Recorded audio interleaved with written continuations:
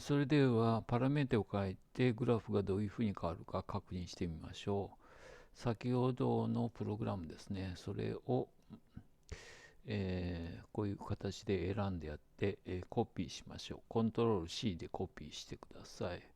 そして下にセルを作りますかね。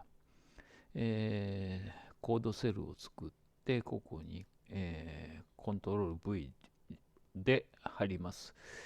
これを使って、えーこちらの方ですね、スキャターのところをいろいろいじってみましょう。ここで、え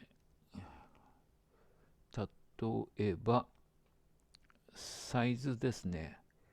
サイズの S イコール、50ぐらいしてみましょうか。これで実行してみましょうか。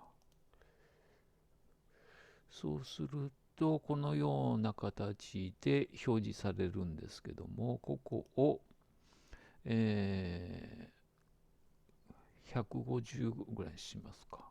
で、ここを、こういうふうに、丸の大きさが変わりましたよね。ここをこう変えることによって、サイズ、マーカーの大きさをこう変えることができるんですね。で、ここの、色も変えることができます。ここを、C をここで、ピンクにしましょうか。ピンクで、こういう形で中側がピンクですね。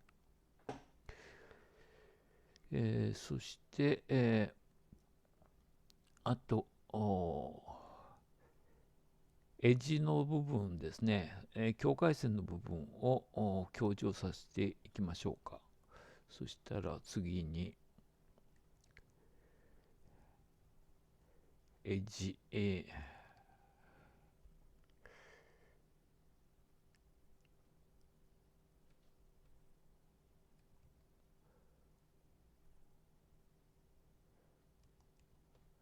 ッジカラー、これがレッドにしましょう。レッドとすると、ここの部分、境界線がはっきりしましたね。レッドになりました。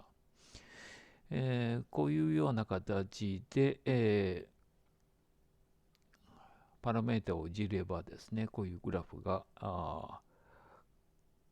変化してきます。それからあとグリッド線を入れる場合ですね、どうすればいいかということですけども、ここで、PLT、で、グリッドと言います。グリッド。で、この中を true を入れてください。